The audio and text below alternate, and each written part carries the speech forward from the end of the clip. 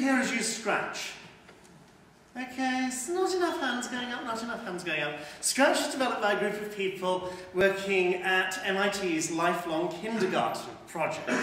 Kindergarten is a word with particular significance to us here at Roehampton. I don't know if you realised, but we're in Frobel College at the moment, and Friedrich Frobel was the man who invented the notion of the kindergarten and this wonderful idea of providing a rich environment through which children can learn through exploration, play and discovery, and facilitating that learning rather than lots and lots of teaching. So, Scratch is just brilliant building block programming. We work with sort of Lego blocks or Frobel blocks, I suppose, click them together and produce something which is really exciting. It's a very, very straightforward way into programming. But where do you go from that? Those of you who have been following the sort of politics of this will have heard the Secretary of State saying 3 weeks ago now that by the time a child leaves primary school, they ought to be able to do simple animations in Scratch.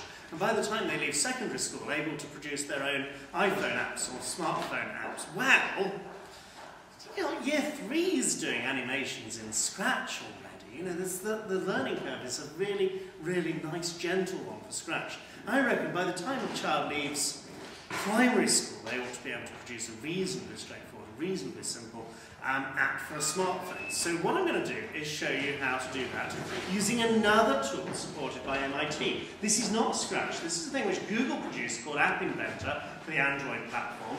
But now Google has sort of open sourced that, and MIT have taken over the project. And so this is running over, at the moment as a private beta, experimental.appinventor.mit.edu. Sign up and they'll send you an invite and have a go at the thing. I'm going to start a new project, and we're going to call this ball bearing. I hate doing live demonstrations. Ball bearing already exists, okay? Ball bearing. I did practice this, you see. I've done ball bearing 2 already exists as well. Okay, ball bearing 3. So it's looking already a little bit more complicated than Scratch, those of you who know Scratch, because we've got a 2-stage process here. Firstly, we assemble all of our resources down the side over here, so I'm going to need a canvas on which we can draw and move and largely have our being. If I just move James over to the side there, the width for this canvas I'm going to have as big as I possibly can, all the way across. And the height for this canvas, what do you reckon, folks? 400 pixels? Don't hurt anybody. There we go. So we've got some space in which we can work there. What else are we going to put onto our canvas? We are going to put a ball bearing, which there's all of these lovely, lovely tools there. I'm going to go straight into animation and drag the ball bearing across onto the canvas. And we can change that so that instead of black, it's a rather subtle dark grey. Click. And we can rename that, James Lynch is getting in the way again. And we're going to call that just ball. All that numbering stuff. Okay, let's have another ball over here. This isn't actually going to be a ball. You can design your own sprites just as you can in Scratch. You don't have to go with just dull balls here. Let's go for 15 pixels across for that one. That's a large black hole into which my little grey ball bearing is going to land. You've got access to so much of what your Android handset can do. So look on the social tab here. We can do things with Twitter. We can do things with the whole phone business. We can start sending text messages within the control of the program. We've got access to the sensors. I'm going to use the accelerometer sensor here. So I'm just dragging that one across, and that adds that on. Notice it's done as a non-visible component down the bottom here. We can control Lego Mindstorms robots. Anybody done anything with Lego Mindstorms? You can use your Android phone as a remote control your Android robot again, sort of chasing things around the house. Why not? Wherever I go, James Mitchell keeps turning up. Okay, we have other stuff down here. Look, we've got access to the barcode scanner and all of the Bluetooth stuff. This is going to take us too long if we start playing with all of that this evening. So I've got something which is looking about right for me. Open the blocks editor. This is a little Java web start thing. This is going to take a little bit of time whilst this loads, downloading the application. All of these components you can are now open source, so you can host those on your own web server if you're not wanting to use MIT's private beta at the moment. So what have we got here? We've got the usual sort of Scratchy type, a little bit more complicated than Scratch, building blocks for this sort of thing. We have some special ones for the things which we've been using. So let's start with the accelerometer sensor. Just drag that across here. When the accelerometer sensor is changed, store some numbers, the X acceleration, the Y acceleration, and the Z acceleration. What do we want it to do? We want it to do something with the ball, and I want it to move the ball. So move the ball to a new x coordinate, a new y coordinate. Well, the new x coordinate is going to be made by taking the current x coordinate and taking away something, and the new y coordinate is going to be the old y coordinate, add something.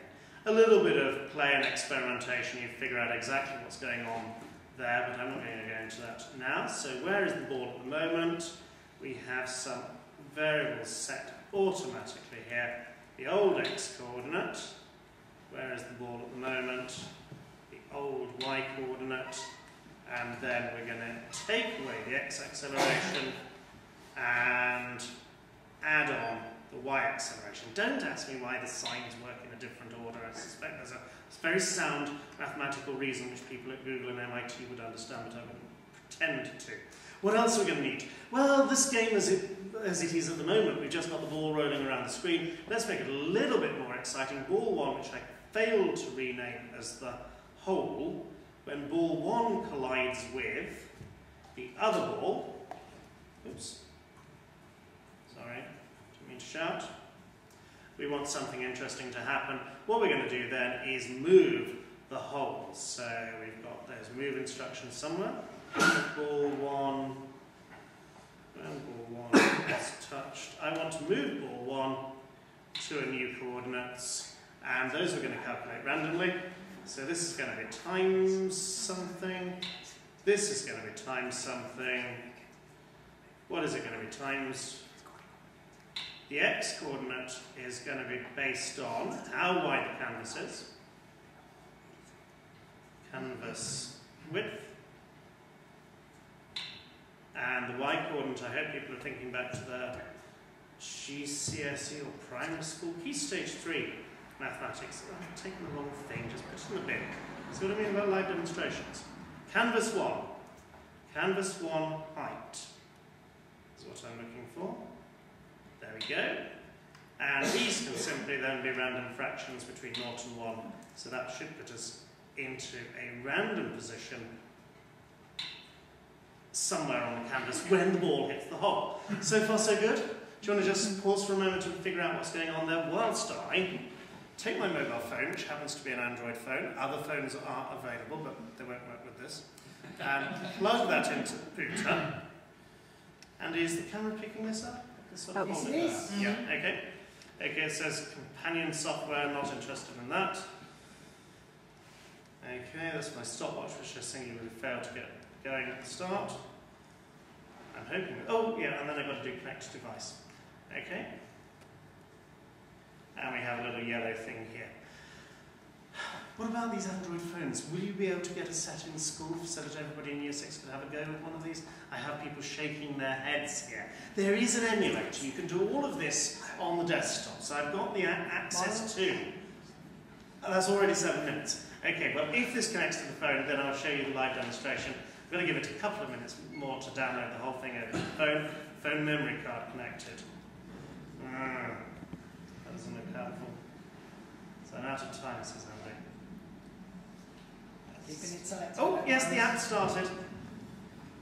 The app has started. I'm going to try and move this down so you get to see this on screen. There it is. Can you see? Not very easily. How's that?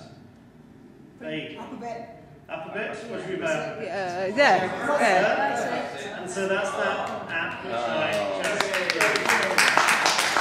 in less than 7 minutes. Well, okay. So, thank you all very much.